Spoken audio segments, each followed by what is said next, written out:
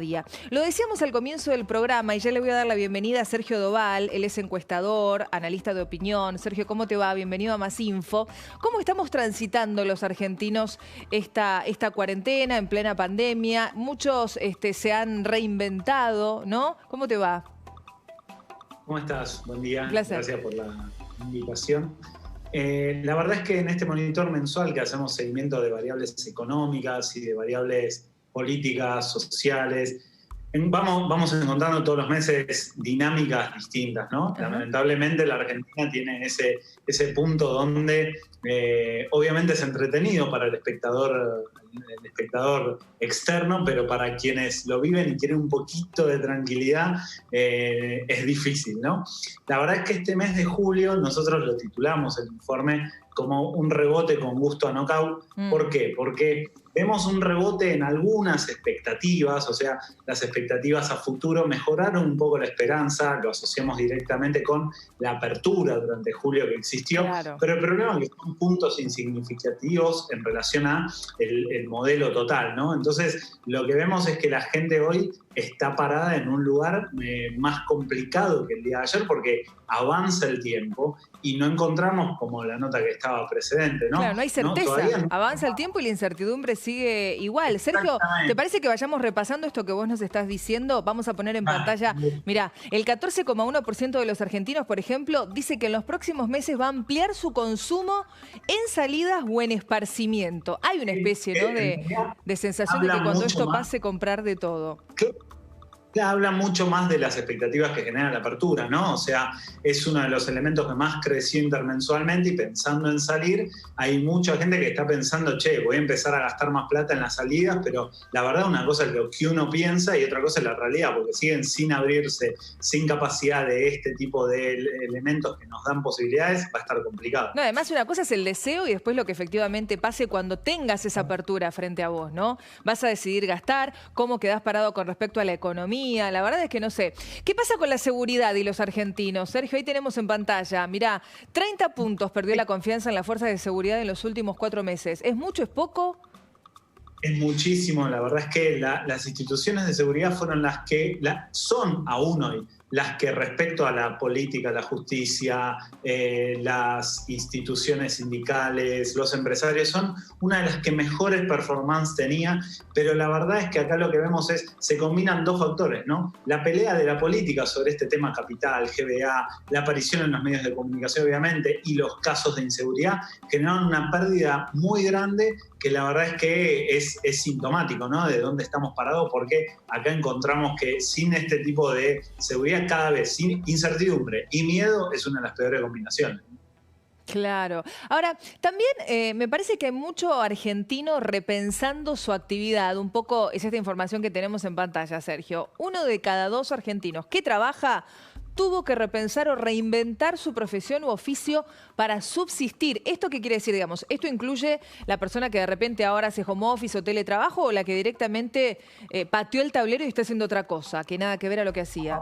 Aparece ahí mezclado, después se puede desagregar, pero el punto más importante ahí es primero evaluar este tema de la capacidad de resiliencia y de repensarse en un estado de crisis, ¿no? Lo decimos siempre, este tema de los argentinos son muy valorados en el exterior porque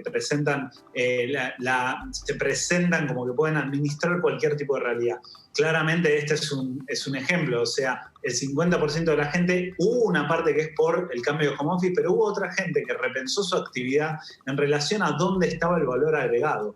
Entonces, ¿dónde está lo que yo puedo hacer en esta nueva realidad? Y esto habla mucho también de lo que es la cultura del fracaso, que nosotros no la tenemos incorporada. Pensamos que fracasar es malo. Y fracasar es parte de la gente que probó. Y nosotros somos personas, los argentinos, que nos podemos reinventar. Esto habla muy bien de la resiliencia. Sería bueno aplicarla mucho más a un futuro cierto que un futuro incierto, ¿no? Aplica mucho, Sergio, esta frase de prefiero arrepentirme de lo que hice que de lo que no hice, ¿no? Digo, fracasar también tiene que ver un poco con esto. ¿Qué pasa con respecto a las clases, al regreso a las clases? Y ahora vamos a hablar un poco de todo más en profundidad, pero me parece interesante con vos ir punto a punto. Mira esto, el 75% de los comentarios en redes sociales se manifiesta en contra del retorno a clases. Explícame esto, Sergio, porque quiero saber acá cómo logran dar con esta cifra, digamos. Acá tenés las conversaciones, en principio esto lo trabajamos con gestión aplicada también, que trabajamos en conjunto el informe con distintas miradas, básicamente porque las encuestas son un elemento que es una herramienta. Nosotros tratamos de componer con distintas herramientas la mirada global. Lo que vemos acá es cuando vos analizás sobre la temática de la conversación respecto al retorno a clases, sí, el 75% se expresa en contra, lo que habla claramente de las contradicciones que genera la pandemia, ¿no? Porque vos tenés un montón de gente diciendo flexibilicen, flexibilicen, pero hay otro montón que dice no, o sea, cuidado porque quiero que flexibilicen, pero con los nenes no, porque no quiero que los chicos vuelvan. Eso también habla muy positivamente de la reconversión que tuvo la educación en un nuevo formato de enseñanza. Creo que eso es para destacar en un gremio que generalmente era un poco combativo a estas cosas. La movilidad que generó fue enorme. Lógico. Ahora vos hablas de los comentarios en redes sociales. Digo, ¿tienen forma de medir las edades de estas personas, por ejemplo? No, en particular lo que hacemos ahí es centrarnos en las personas que tienen hijos y vos ves los comentarios, igual te aparece igual comentarios de todo el mundo. Normalmente quienes están aplicando a esa temática son personas que tienen hijos y que dan ese tipo de opinión. Mirá vos, yo pensé que esto iba a dar más bajo, o sea, que muchos adultos quieren que los chicos vuelvan a clases presenciales, pero aparentemente no están así. ¿Qué pasa con el teletrabajo, con el home office? Algo que a mí me sorprendió mucho, no porque haga encuestas como hacen ustedes, pero sí por hablar simplemente con la gente. Pensé que muchos iban a estar hartos de estar en casa tanto tiempo trabajando, y la verdad es que mucha gente dice, yo esto no sé si lo vuelvo a cambiar, ¿no? Por una hora de ida al trabajo, una hora de regreso, perderme ciertas cosas de mis hijos, digamos. Ahí tenemos la información en pantalla. No, hay una parte de relación que está... Yo creo que ese es el problema, no nos acostumbramos a que hay grises. Creo que el problema es un tema cultural, creo, de alguna manera. Pero digo, esto es como la ley de teletrabajo, todos a su casa. No, hay una combinación. De hecho, en este punto los empresarios, acá tenés las contradicciones, ¿no? 7 de cada 10 empresarios cambiaron su impresión, pero cuando vos le preguntás para bien, ¿no? Sí. Cuando vos le preguntás a esos mismos empresarios, 30 puntos menos te dicen, sí, quisiera que se mantenga. ¿Por qué? Porque hay otros que siguen con la lógica anterior de quiero tenerlos acá controlados. Claro. Entonces, ahí tenés la gente que creo que hay una realidad que va a ser mucho más dinámica, que es, quiero volver al trabajo porque también quiero salir de mi casa, quiero no estar todos los días con los nenes dándome vueltas. Quiero tener un horario de finalización y un horario de comienzo, ¿no? Y después volver a casa y ya está. Lo que pasa es que ahí también lo que vimos en otras investigaciones es que el problema de esto es que también los bordes del trabajo se pierden. Ya trabajas más horas, hay gente que ve que se le invade la intimidad, o sea... Claro, lo personal y lo laboral se mezcla. Exactamente, o sea, creo que en ese punto es algo que hay cosas que se viven con menos estrés. Mientras te hablo, mi hija se me está apareciendo ahí para decirle que le ponga tiempo en un jueguito. Entonces, esta es una realidad que vivimos hoy. Lógico. Y creo que es parte de, a algunos les gusta, a algunos no. Creo que también la endogamia de la familia a veces produce un poquito de cansancio que tiene sus beneficios, porque presencias cosas que antes no. Va a ser un modelo más gris, ¿no? Lógico, y eso es muy personal, muy personal. El empresario que decide que a pesar de no tener al empleador ahí tan controlado, se da cuenta que rinde y rinde muy bien, el trabajo se hace igual y quizás en menor tiempo, o el que prefiere lo otro y al revés con el empleado. La cifra esa te muestra esa. Claro. Imagínate lo de los docentes, los sindicalistas, era imposible pensar esto. O sea, la pandemia nos adelantó 10 años la cultura. Entonces, ahora tenemos que ver cómo no pensar en volvernos, es decir, ahora todo teletrabajo. No, hay una mezcla de cosas y somos seres humanos, nos gusta relacionarnos. Paso, claro, es muy reciente todo. Mira, Sergio, ahí tenemos en pantalla ya cómo se han modificado algunos hábitos de consumo, ¿no? ¿Qué consumimos, más o menos? Si consumimos mejor o peor. Acá la verdad es que lo que encontramos nosotros, que es lo que más nos interesa, es ver los procesos de sostenibilidad. Porque te acordás al principio de la pandemia que empezamos a hablar respecto a se bajaron las emisiones de carbono, o sea, estamos cuidando el medio ambiente, por lo menos veamos algo positivo. Estas son las otras cosas positivas que vamos a seguir y continuar mirando a ver cómo van evolucionando. Porque acá el punto está en dónde estamos mejorando en el aprendizaje de lo que nos propone la pandemia. Que en definitiva nos estamos ocupando, y no sabés lo que me alegro de hablarlo con vos de esto, de las cosas positivas que podemos rescatar. Mira, yo ahí estoy viendo en pantalla, Sergio, qué hábitos saludables ya tenías incorporados o actualmente incorporaste. Hay muchos muy buenos, ¿eh? Planifico más mis compras, el 35,8. Reduje el consumo de alimentos procesados. Estoy cocinando más. Controlo más los alimentos que ingiero. Prácticamente no hay contras.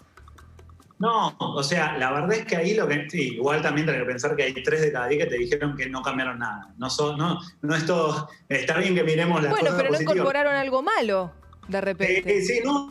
Hay igual. gente que no, quedó igual.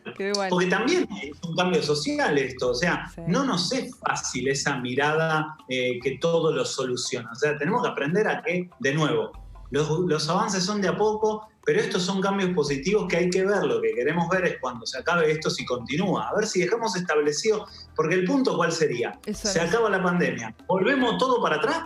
O sea, o aprendimos algo y vamos dando.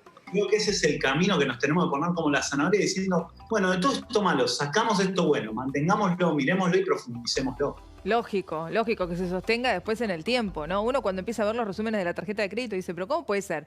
Estoy gastando muchísimo menos que antes de la pandemia y bueno, sí, porque todo se resume, se reduce, uno sale menos, gasta menos y la verdad uno sigue viviendo, digo, hay muchas cosas que también uno se las plantea, ¿lo necesito o no necesito tanto? ¿Te parece que nos metamos en el ámbito político, Sergio, ahora? Bueno, ¿qué estamos pensando los argentinos con respecto a la figura del presidente de la Nación, Alberto Fernández, a su imagen, ¿no? Ahí lo estamos viendo. Acá te muestra claramente, el presidente cayó en su imagen positiva, esto no es una novedad, pero fíjate que el ratio entre positiva y negativa sigue siendo muy bueno. Lo que no está claro acá son ese 18% que no tiene una opinión específica sobre Alberto Fernández, que es, creo, lo que aún confunde a la gente o no le deja, en este mundo tan radicalizado de blancos y negros, de la grieta, etcétera.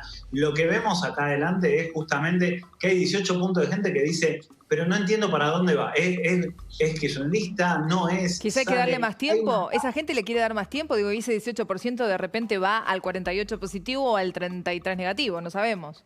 Totalmente, o sea, ese es el gran punto. O sea, esa gente no tomó una posición y está esperando entender hacia dónde va el presidente. Es que empezó el mandato de Alberto Fernández y llegó la pandemia prácticamente, o sea, en el medio del verano.